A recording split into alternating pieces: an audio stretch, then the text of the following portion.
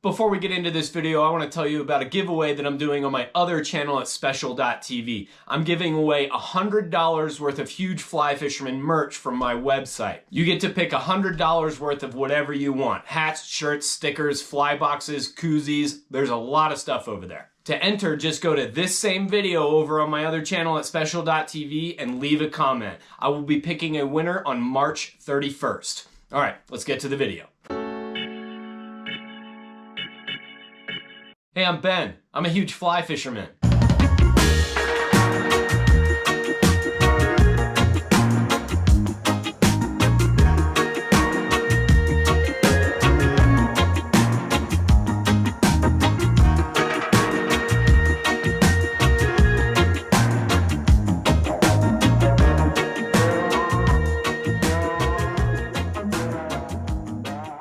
Welcome back to another episode of Huge Fly Fisherman. Today we're going to be talking about waders. If you're really new to all this and you don't know what waders are waterproof pants that you wear to keep yourself dry and to earn some style points as well. In this video I'm going to talk about different types of waders, and I'll tell you everything you need to know if you're in the market for a pair of waders and you have no idea what you're looking for. So the first question you should ask yourself is, do I even need waders? Because the answer could be no, and you can save yourself some money. If you're fishing from the bank, you don't need waders. If you're in ankle-deep water, you probably don't need waders. If you're fishing in July, you might not need waders. The alternative to wearing waders is what's called wet wading. Yes, that is wading and getting wet. It's not rocket science. I did a whole video about it. Check it out. You can see me in my underwear. Now, if you are fishing in cold weather, or maybe fishing a tailwater river where the water comes out of a very cold lake, you might want to get some waders. Or if you just want to look like you're wearing a trash bag, or if you want everyone to know that you're a huge fly fisherman,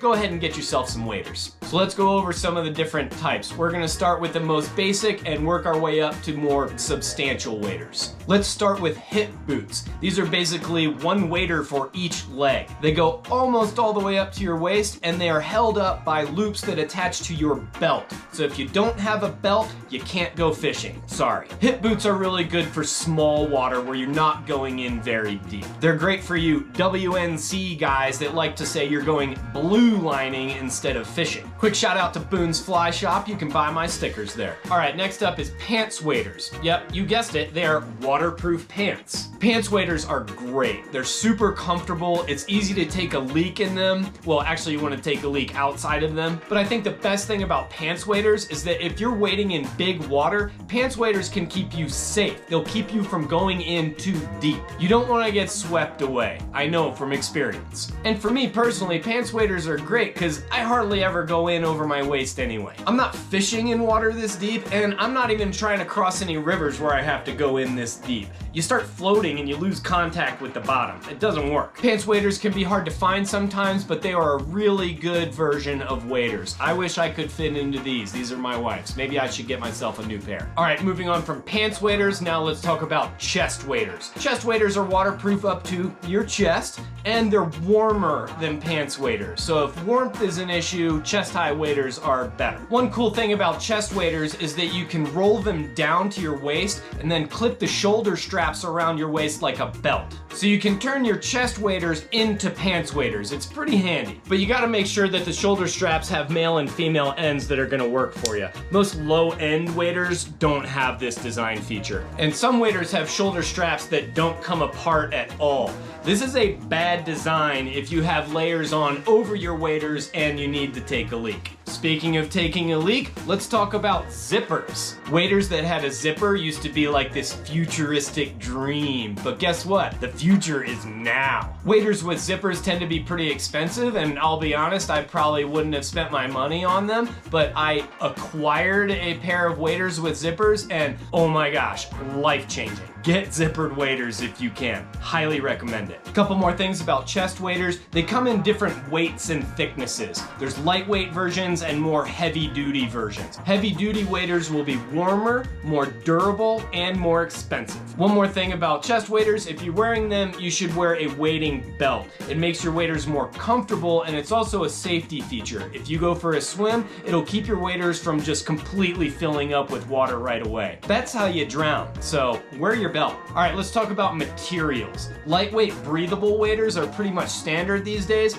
but you can also get some old school neoprene waders. If you do a lot of fishing where there's like snow on the ground, I highly recommend getting some neoprene waders. They're ugly as hell, they're super uncomfortable, they're heavy, but they are warm.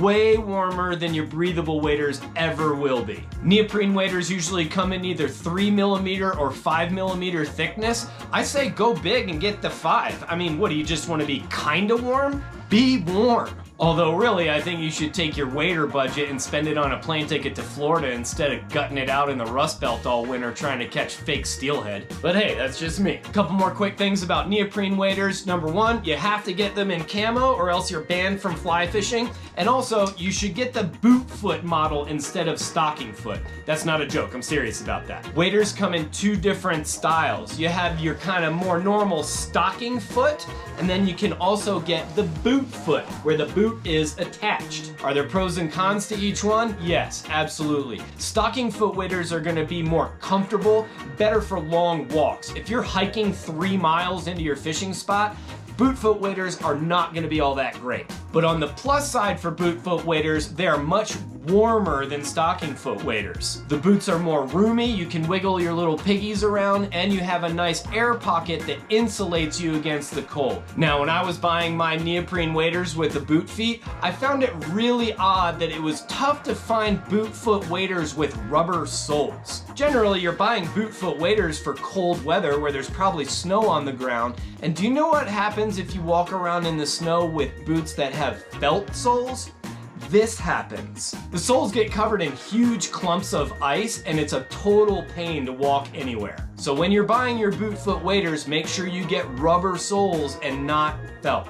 All right, let's talk about specific brands and quality and longevity and stuff like that. Now, I'm going to talk about my personal experience with waders, which I know is different than other people's experiences. First of all, I don't take care of my waders. I beat the hell out of them. They're a tool that's meant to be used. I don't baby them. Pro tip, barbed wire and waders do not work well together. Also, as far as longevity, you shouldn't look at it in terms of number of seasons or years. Look at it in terms of number of days of use. If you fish 2 times a year, your waders should last a long time. If you're guiding 200 days a year in your waders will last half a season. That's just the way waders are. They're not going to last forever. And generally, you get what you pay for. More expensive waders tend to last longer. All right, let's talk about my personal experience with waders. I'll go through every single pair of waders I've ever had, okay? First pair of waders when I was a kid were Hodgman neoprenes. I wore them in the middle of July fishing a tiny little creek because I didn't know better and I thought fly fishermen were supposed to wear waders. They started leaking and fell apart pretty quickly because Hodgmans are cheap and in my opinion they aren't good waders. After my Hodgmans, I got a legit pair of breathable waders. They were actually the very first breathable waders made by Simms, so this is like mid-90s, something like that. Those things lasted forever. It took me a long time to kill them. After that first pair of Simms, I had several pairs of Dan Bailey's waders. They weren't great, but that doesn't matter because Dan Bailey's doesn't make waders anymore anyway. After that, I had probably 4 or 5 pairs of Patagonia waders, and I hated them. They didn't have detachable shoulder straps, but more important than that, they leaked like crazy. I don't think I got more than 2 months out of a pair of Patagonia waders. Now, this is when I was guiding full time and really beating the crap out of them, but still, like 2 months? Come on, that's a joke. I think after I was done with Patagonia, I went back to Simms and I got a pair of G3s, and those lasted a long time, probably like 4 years or so of pretty heavy use. Eventually they died and I moved on to Orvis waders. My first pair of Orvis waders were lightweights and I killed them pretty quickly just by doing what I do. And now I'm on to their pro version, which is the best waders that they make. I can't speak to the longevity yet because I've only had them for 1 season, and to be honest, I think I've only worn them like 10 times,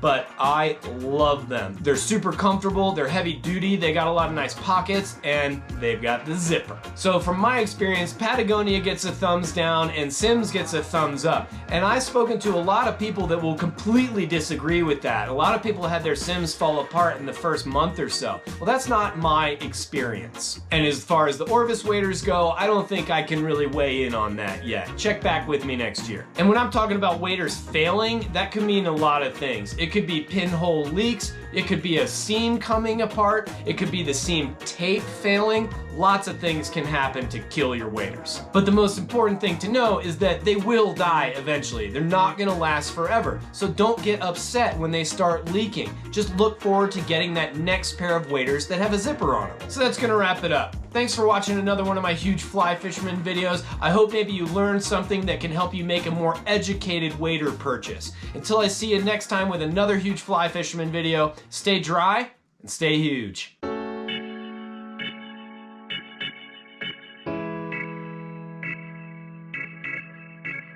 I'll leave you with a couple random thoughts here.